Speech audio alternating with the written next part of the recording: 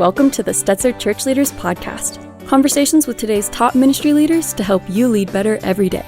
And now, here are your hosts, Ed Stetzer and Daniel Yang. Welcome to the Stetzer ChurchLeaders Podcast, where we're helping Christian leaders navigate and lead through the cultural issues of our day. My name's Daniel Yang, the director of the Church Multiplication Institute, and today we're talking with Reverend Dr. Glenn Packiam. Glenn is the lead pastor of Rock Harbor Church in Costa Mesa, California. He's a senior fellow at Barna Group and an ordained priest with the Anglican Church of North America. Glenn's the author of several books, including The Resilient Pastor, Leading Your Church in a Rapidly Changing World, and his most recent co-authored with his wife, Holly, The Intentional Year, Simple Rhythms for Finding Freedom, Peace, and Purpose. But before we talk to Glenn, we want to remind you that if you are enjoying our interviews, be sure to leave us a review. Now let's go to Ed Stetzer, Editor-in-Chief of Outreach Magazine and the incoming Dean at Talbot School of Theology. We're so excited to have a conversation that is building on several conversations in and around this theme here at the podcast. And we've actually had our guest on, Glenn, on before, but he's got a couple of resources that you already heard Daniel mention, and I want to talk about some of how they relate to well, first, let's talk about what it relates to pastoral health. So, Glenn, you talk a lot about, and rightfully so, and I need to learn and grow about pastoral health. What are the major markers? What are some major markers of pastoral health? And how do you think pastors are doing in general? Hey, Ed, good to be on your show again. And yeah, this is something I'm passionate about, as you are. And it's something that is a matter of great urgency. You know this statistics that Barna released last year. I think it was 43% of pastors seriously considering quitting. I think that survey was done again this pretty recently, and not much has changed. In other words, we're still at a place where pastors feel exhausted. And I think one of the metaphors that can be helpful here, I used to pastor in a city Colorado Springs, that has the highest number of military installations out of anywhere in the country, I think. And so we would interact with soldiers who would come back from Afghanistan or Iraq or serving overseas, sometimes in combat situations or high stress situations.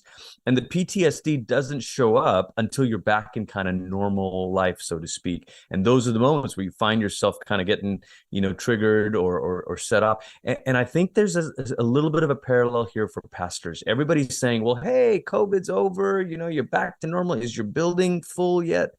And I think what pastors are saying is, well, no, it's not the same.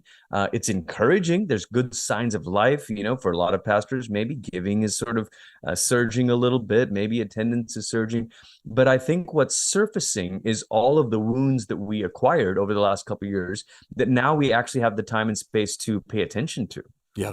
It's interesting. I just had a conversation earlier today with, now that we're both in Southern California, but had a conversation with one of our fellow Southern California pastors. And he was just talking about how, we've sort of come to the other side of some of these things, but not with everybody, and that's part of the reality. This has probably been, I haven't done like any official research. This is my anecdotal observation, but I think this is probably the greatest time of church switching that we've seen in our lifetime. Huge number of church switching.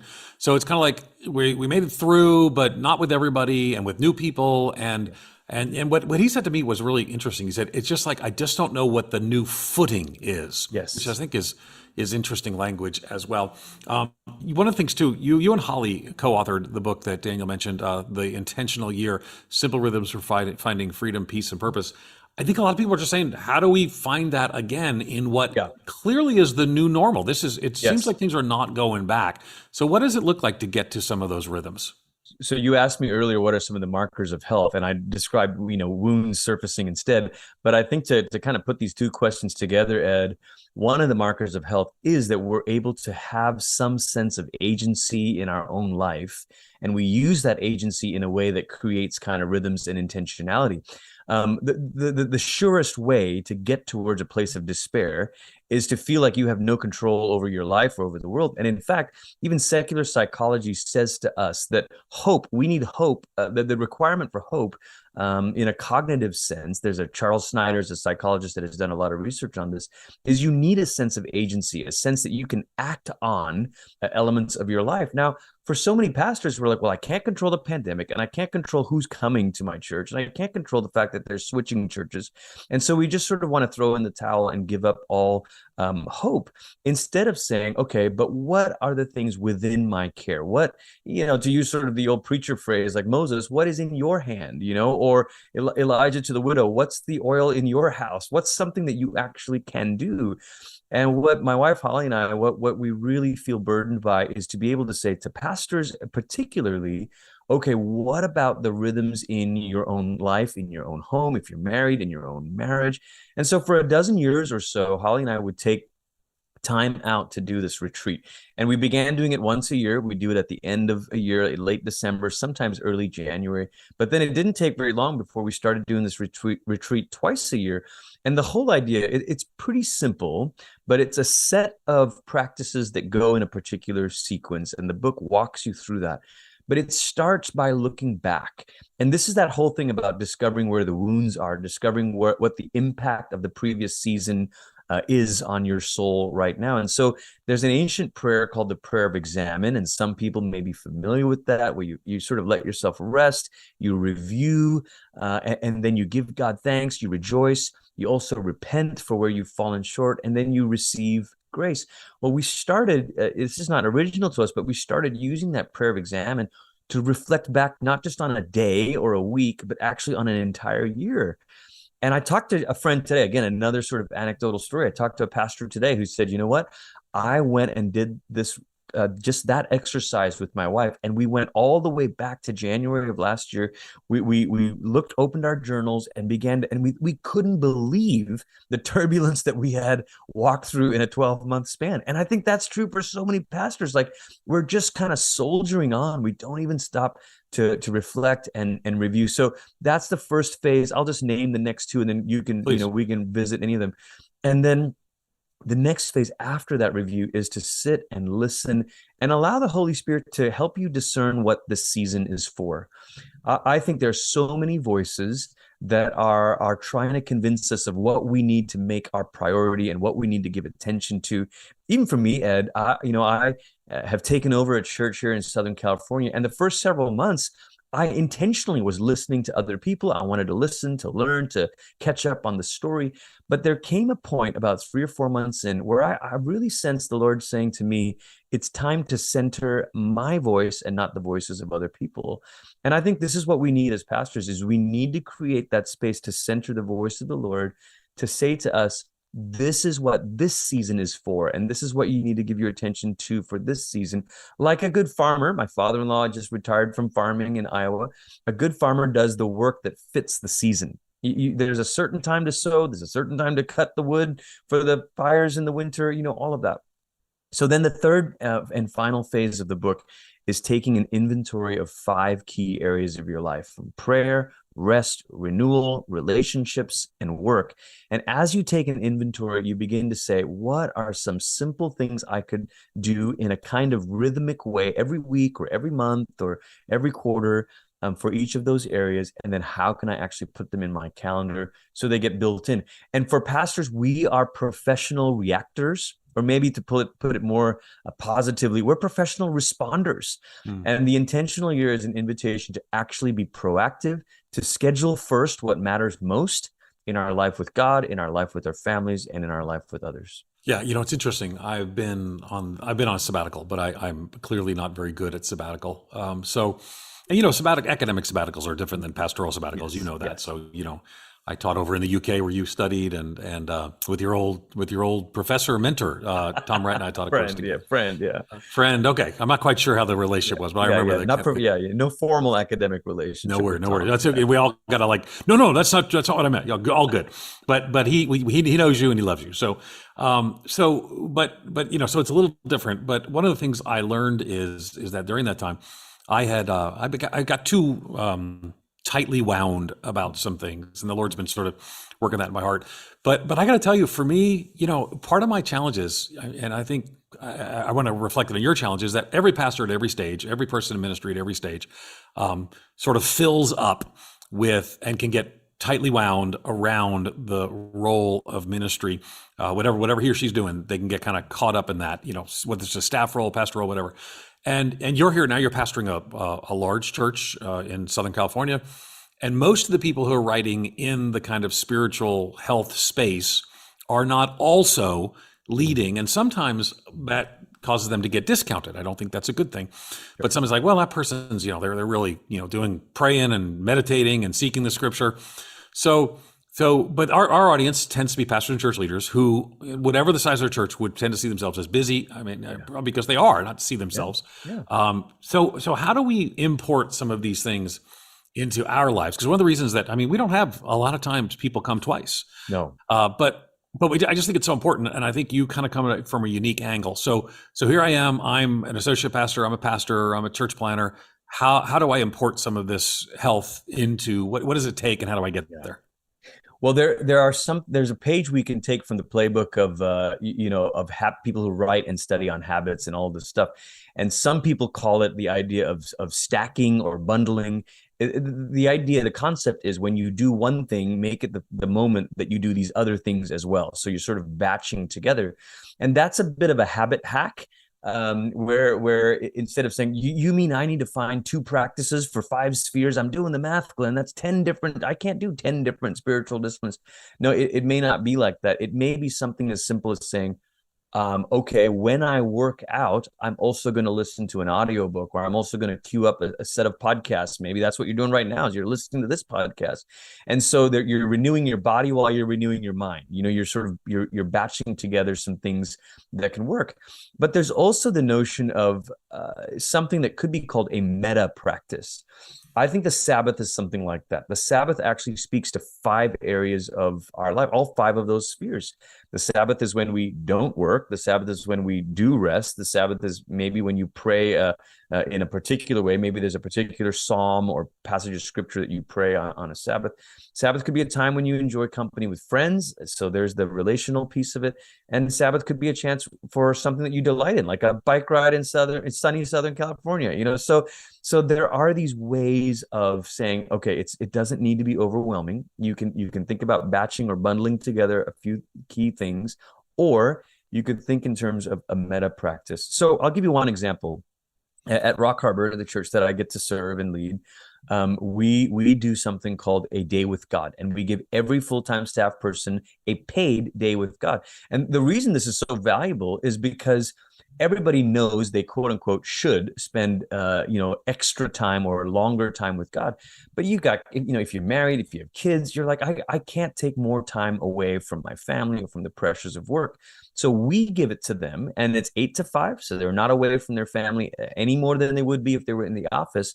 But the idea is no errands, no anything else. This is your time to go journal, to go pray, to go walk, to do something that renews you. And it happens every month. So of course there's systems that we have for sabbaticals and vacations and all of that. But again, we want people to live rhythmically rather than sporadically. Yeah. So that is interesting that you actually intentionally do that. I think part of my assumption was, because I love Jesus, because I want to serve him, that I would naturally end up in rhythms of sustainable rhythms. And yet I'm 56 years old, and so far I have not naturally gotten to sustainable rhythms. So maybe, I'm guessing you're younger than me, so maybe you struck it, or maybe it's your background. I don't know. Maybe it's because you're Anglican and I'm not. So intentionality obviously is key. Yeah, key. How do I, if I'm not being intentional, what are some ways to start? What are some beginning points to do that? I like the idea of bundling some of those things, but I got to start. Where do I start? Yes. So let me just say one quick thing there, Ed. Holly and I are not the most uber disciplined people. It's not like we began doing this because we needed it and we became desperate for it. But secondly, even when we have these plans or things, kind of built in, it doesn't mean adherence to it is 100%. In fact, it may be a good week is 60%, like everything that was sort of. Well, that encourages me that you're terrible at this too. Yeah. That's good. But again, so a nautical analogy, we look out our windows here and we can see Catalina Island on a clear day. We're going to make everybody jealous here, in other parts of the country. But if you set your course in a particular direction and you drift a little bit, you at least won't be that far off. But if you don't set a course, you're going to be adrift. And so I think even the idea of intentionality is not perfection or 100% achieve. It's not performance driven at all. It's meant to say, Lord, let me aim my heart in a direction. And even if I'm drifting, I'm not drifting that far off, So Having said that, a key place to start could be to take a day and do one piece of the retreat thing that I described. So maybe your very first thing, and I think to an exhausted pastor, to an exhausted church leader, maybe the most important one is the examine applied over the last year. So take a day and go through those. There's like 4 or 5 steps of the examine. Let your body come to rest. Begin to review the last season, whether that's using the photos on your phone or the journal that you've been writing in, or or your text messages over the last year. That could be dangerous, complainers or whatever. So review and then rejoice, begin to thank God, and then repent, and then receive grace. So that could be a half a day's worth of work, but that alone will at least help you locate yourself. If you're busy, if you're exhausted, the thing that we're running the risk of is we actually don't know how we're doing. So I'm doing all this resilient pastor stuff.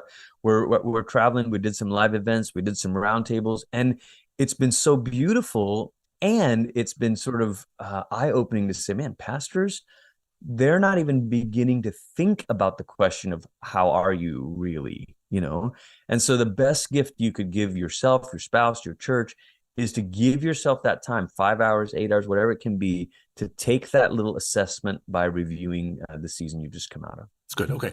So when you wrote Resilient Pastor, I mean, people don't necessarily realize that it takes a long time to, well, maybe it doesn't take you a long time, but it takes me a long time to write a book. This is a man who's actually been 4.5 years late on my book for InterVarsity Press. So I'm like the worst.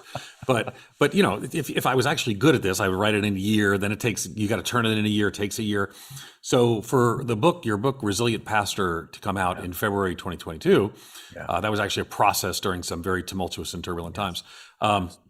So now that it's more than a year since you published it, anything you'd see as like new things or additional observations about the overall health of pastors since the book was released?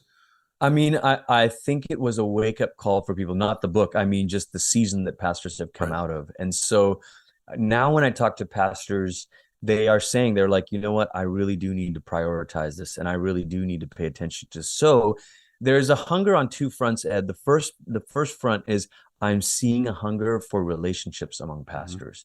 And I'm the new kid in Orange County, several months now, but every time I reach out to a pastor who's been here, hey, can we get together? Can we, there's this hunger of saying, I'm looking for this too. And I've been here for years or whatever it might be.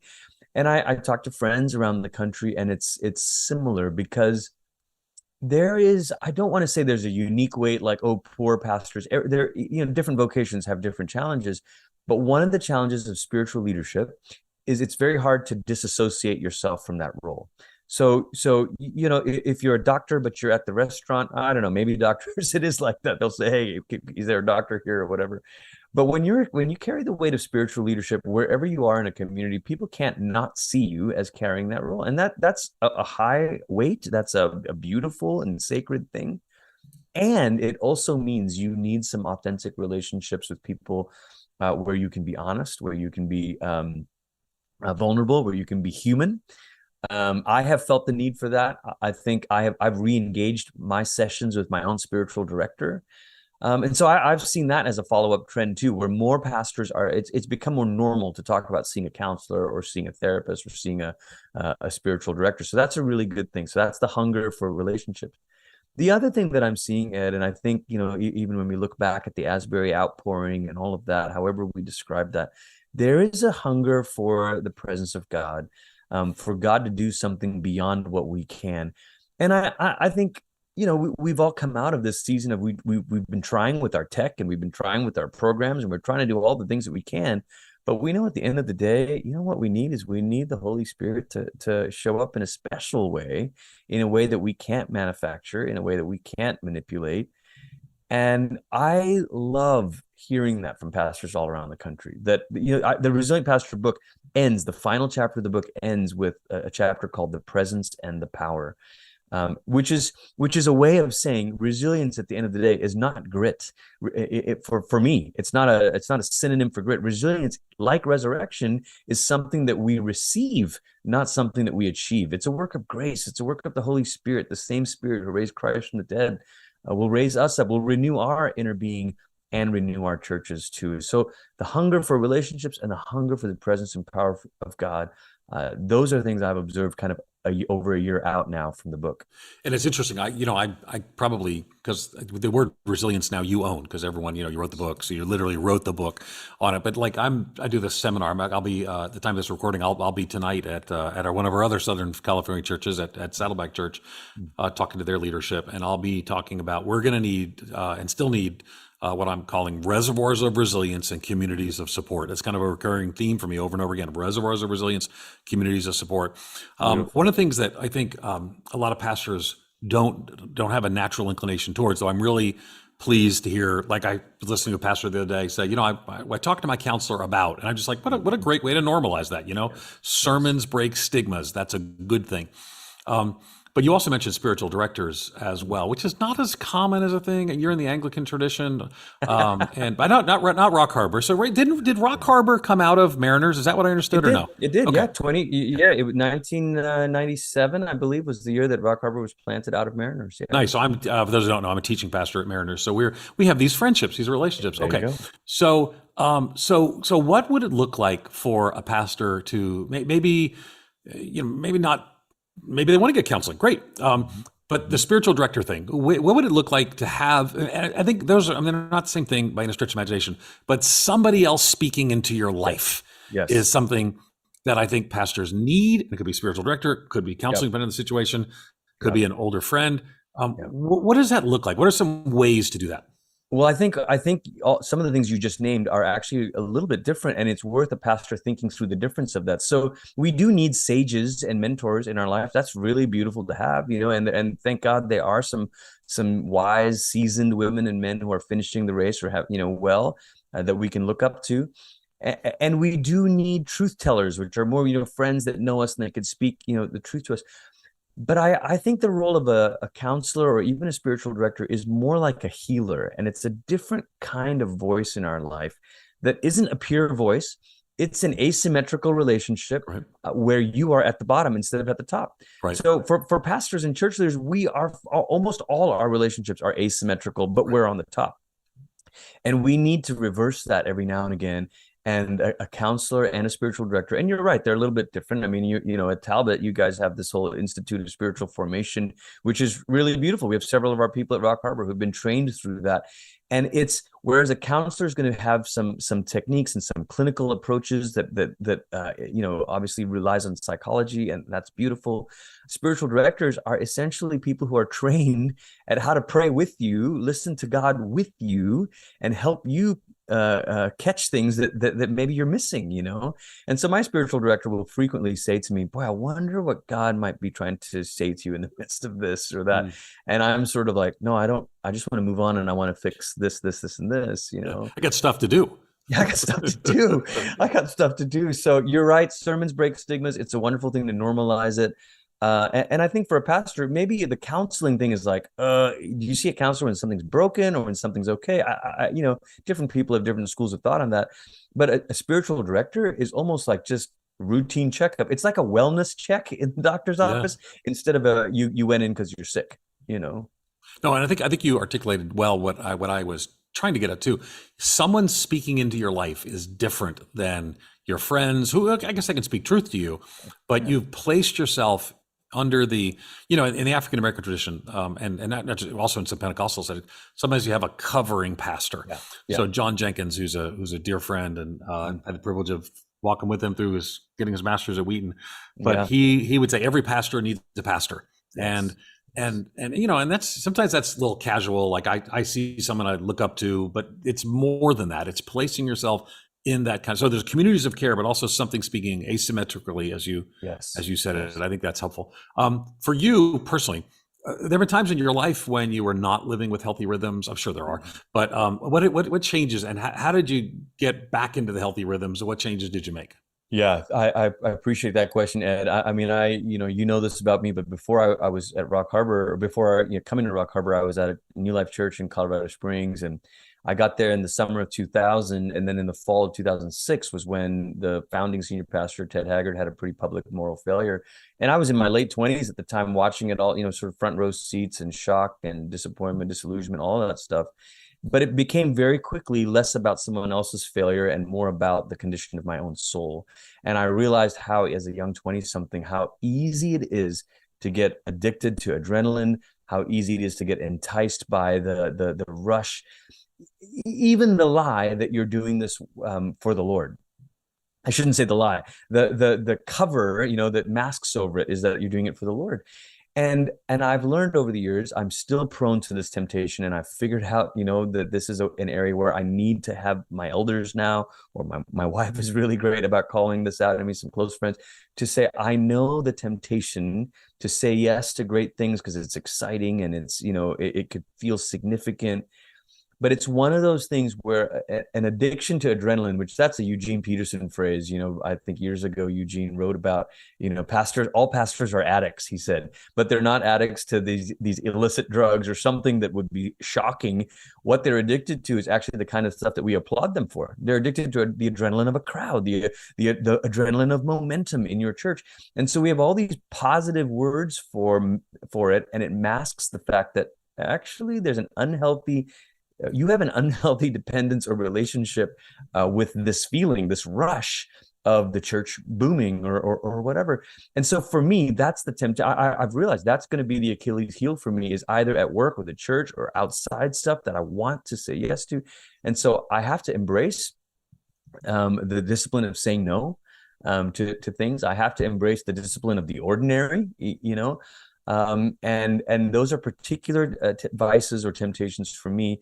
And I suspect for almost every church leader, the kind of gifts that draw you into leadership are also the kind of gifts that make you prone to that sort of addiction. Yeah, I think that's important because I say, we all got pithy phrases in pastoral ministry. The desires that drive you sometimes become the demons that drag you down. Those desires can be like good. I want to see more people come to Jesus. I mean, I'm a missiologist. I literally study what approaches and what cultural engagement works well, and how do we might do that more faithfully. So how do you know? Because I'm convinced that, I work a lot with church planners. I'm convinced that, it's not always like people say, well, we just need to lean completely. It's 100% the Lord. Well, I mean, there's a certain wiring. We actually look for that wiring when it comes to church planners. Yes. So I think my personality, your personality, and the personality of people listening is woven together with God's work. Yes. And it's not all perfect, and some of it's broken. So how do we look to see what is of God and what is of us, and how do we walk through that rightly?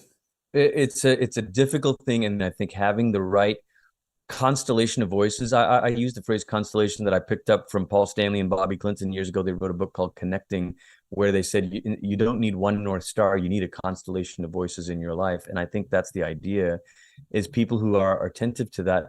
But again, Ed, going back to the intentional year, there's something proactive that we can do about this. So again, think of the metaphor of healthcare. If the only time you think about health is when you're sick, well, that's not really the best way to do it, right? We want to get ahead of this. And so in a similar way for pastors, for myself, I want to know that I'm living within my limitations by just choosing to do that. So a very simple thing. I run my schedule not only by my wife, but by a couple of the elders on our board. And I said, what do you think? Should I say yes to this or that? And they're helping monitor my capacity. Now, they don't technically, right? Like, do they technically have the right to tell me what I do beyond, maybe not, but I'm choosing to submit to that. And maybe the most powerful thing we can do as leaders is to embrace the humility of submitting yourself. I mean, think about the Philippians 2. Jesus learned obedience through, lowered himself and became obedient even to the cross. There's something we're meant to emulate there. Instead of saying, I'm in charge, I'll make all the calls, to willingly submit, empty ourselves, to say, I'm going to let someone else speak into these decisions so that I can live within these limitations and not even get near the danger zone of running too fast, too hard. Okay, so practically, what does that look like? You say I talk to my wife about these things. I mean, in general, sometimes my wife would be like, you don't need to ask me about that. But so what does that look like? When you said you run it by your elders too, like someone invites you email them. How does it work? Give us the practicals. Yeah, that's it. So I put down like the next 3 months at a glance, and I'll say, hey, these are the things I've that are already there, and then now here's this 1 or 2 new things that have come up. What do you think? And they'll say, yeah, that seems reasonable. You could do that. That's not getting on an airplane, or that's Now, not every little thing, podcasts, whatever. I'm not running that stuff. You didn't like check with your elders on hanging with me? No. I did tell them that I am, but I didn't. You might want to check with them because I could be trouble. So.